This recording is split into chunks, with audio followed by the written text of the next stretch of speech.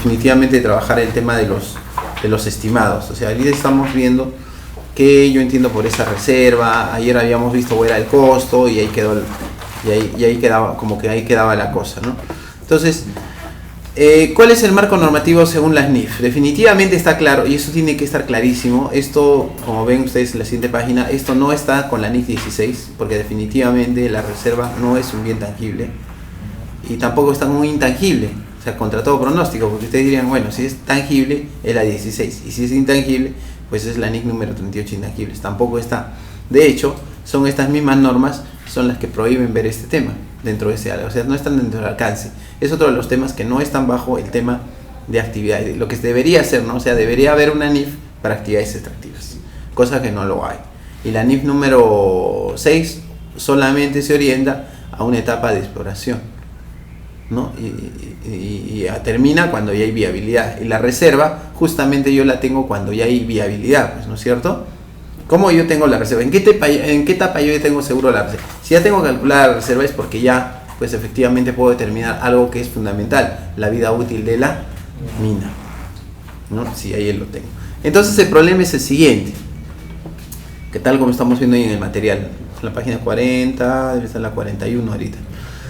Al no existir una NIF específica para recursos minerales y reservas, como verán ahí en el material, las empresas mineras han optado por registrarlo a su costo histórico como activo intangible. Siempre y cuando, y eso lo hemos visto en el plan contable general de ayer, yo puedo contabilizarlo siempre y cuando al costo, siempre y cuando yo pueda asignarle un valor. ¿Ya? Hay un tema fundamental que tienen que considerar ustedes dentro de las partidas y dentro de los términos que vamos a ver dentro de las NICs. En las NICs ustedes han encontrado una palabra que seguro se llama reconocimiento, y también en todo caso reconocimiento inicial posterior, y una palabra clave que es medición, que también está en plan contable general empresarial. La pregunta es ¿cómo medimos? Bueno, dijo el arquitecto mide metros cuadrados, el químico mide litros, ¿no? ¿Y nosotros cómo medimos? ¿No? Buena pregunta. Nosotros medimos en función de unidades monetarias, ¿ya? Es decir, medimos en soles o en dólares o en lo que sea, unidad monetaria. Eso radica en el hecho de la condición en que puedas o no reconocer una partida contable. Te pongo el caso. Por ejemplo, en el caso de Agua San Mateo, como ustedes sabrán, Agua San Mateo es un agua que se procesa ¿de qué? De un proceso químico. ¿De dónde viene? De un manantial, ¿no es cierto? Entonces el contador, bueno, que no lo conozco, pero voy a hacer un ejemplo, una suposición. El contador de San Mateo se rompe la cabeza y dice, en mi materia prima no voy a pedir al manantial y pedirle una factura, porque con esa factura contabilizaría, pero no me va a dar una factura por el manantial tampoco, ¿no? Entonces, ¿qué hago? ¿Qué hago con esa agua? Y ese agua es un insumo importante en todo el proceso, me dice. ¿Qué hago? No la voy a poder contabilizar porque sencillamente no puedo medirlo. No puedo medirlo. Algo similar sucede con el tema de las reservas. La reserva, si es que yo puedo medir, de acuerdo con algunos métodos que vamos a ver a continuación de manera enunciativa, y puede asignársele un valor, y eso es verificable, es auditable, pues bien, a buena hora puedo contabilizar. Caso contrario, no. El supuesto que habíamos de costo de adquisición que habíamos el día de ayer era en el caso de que lógicamente yo adquiriera eso. Al adquirir hay un parámetro para medir, costo de adquisición. Probablemente no vinculado a una facturita, probablemente vinculado a un tema de un contrato, ¿no es cierto? A un tema de un contrato. Porque como tú debes saber, cuando se hace lo que son las reservas, sí, ¿no? Con relación a lo que hacen en socavón, van cavando, van viendo qué tanto de ley tiene exacto esa línea, ¿no? Entonces con eso más o menos le sacamos un promedio. Entonces toman la parte de arriba, toman la parte de abajo, hacen tajos, ¿no? Entonces esa parte viene a ser mi reserva, que tiene metros cúbicos, ¿no? Cantidad de metros cúbicos, y sacan un promedio por la ley que tomaron eso. Claro, y eso tiene que estar con un informe. Claro. Probablemente. Entonces, nosotros no podemos contabilizar algo si no hay un informe técnico. Exacto, a eso yo voy. Pero sin embargo, ahí está como cuenta contable de reservas. La pregunta era muy cierta, ¿cómo contabilizo eso? Porque si al lado tengo 34, ¿qué tengo al otro lado?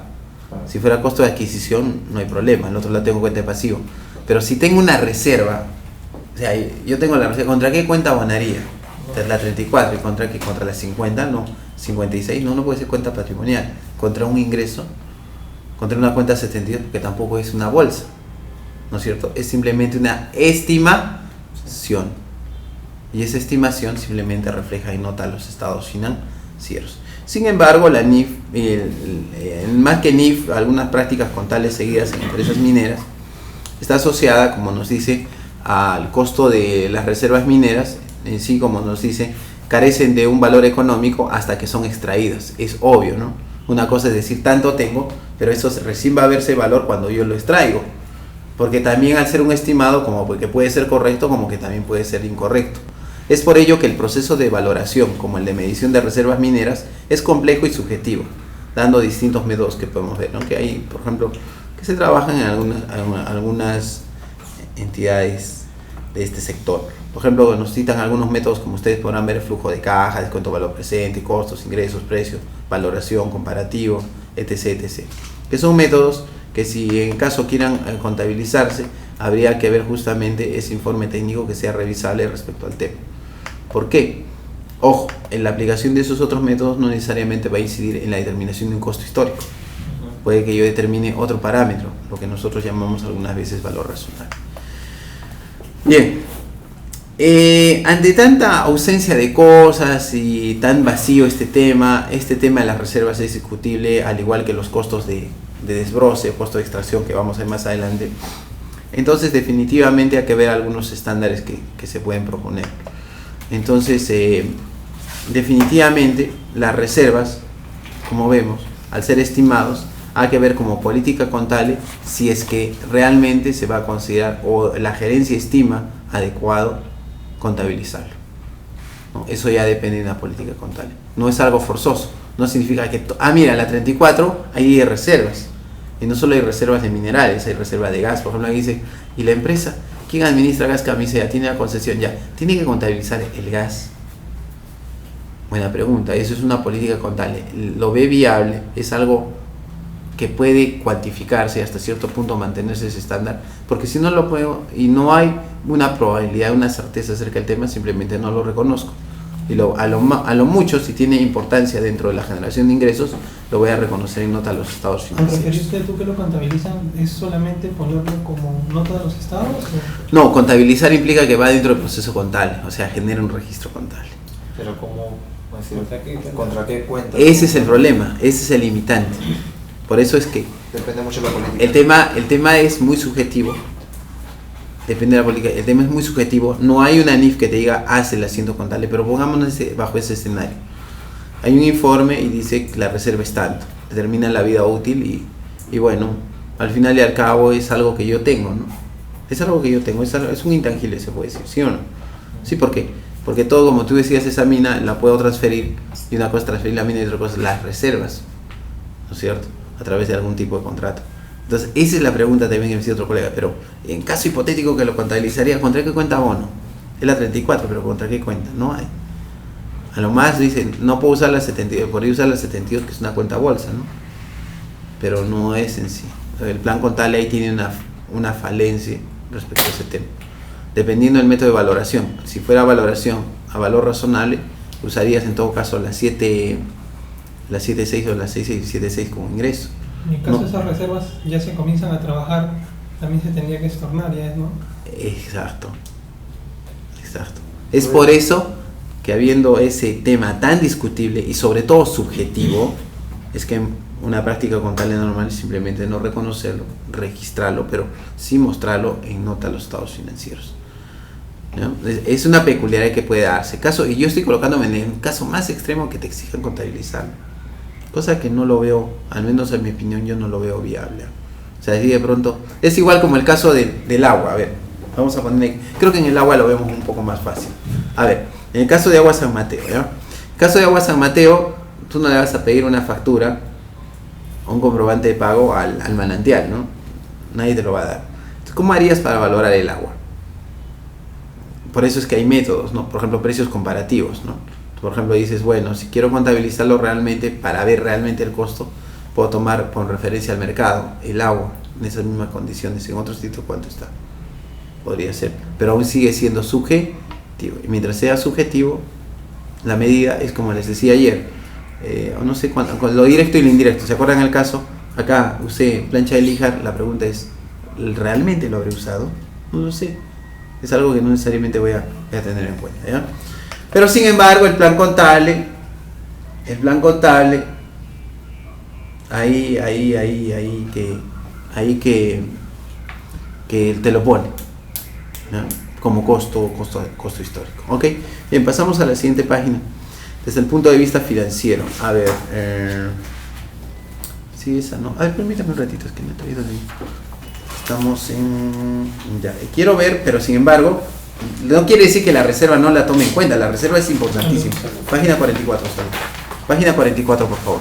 Está bien, ahorita yo sé que hacer un asientito contable, difícil. Mejor revelarlo y notar los estados financieros.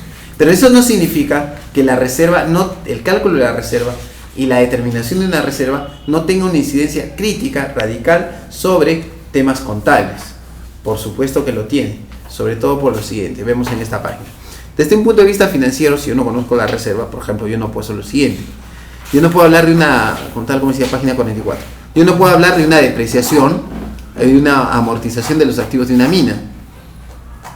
Porque muchas veces esto está asociado justamente a la vida útil de la mina, ¿no? Decir línea recta está bien muchas veces como política contable. Por lo general la depreciación está asociada a este tema. Y bueno, si ustedes en el caso de depreciación me dicen, pero esto puede escapar, puede ser también línea recta, como dijiste ayer, que era otra política contable. Y yo puedo trasladar parte de ese activo a otra unidad de negocio o a otra mina. Entonces no habría eso de que tú digas que la vida de la mina no tiene mucha relación con un activo fijo en particular. Ya, perfecto. Pero en lo que sí tiene mucha relación el tema de las reservas es en el punto B, el cálculo de stripping cost o normalización del costo de desbroce. Eso, como más adelante vamos a ver que hay hasta 3 métodos para reconocer este tema. ¿Qué es el costo de desbroce? Es el costo de lo que tú extraes. El tema es, no puedes negarte que no existe eso, o sea tajo abierto, o sea simplemente que tú vas a trabajar en un socavón, extraes, ¿no es cierto? El mismo hecho de extraer eso, ¿significa un costo, sí o no?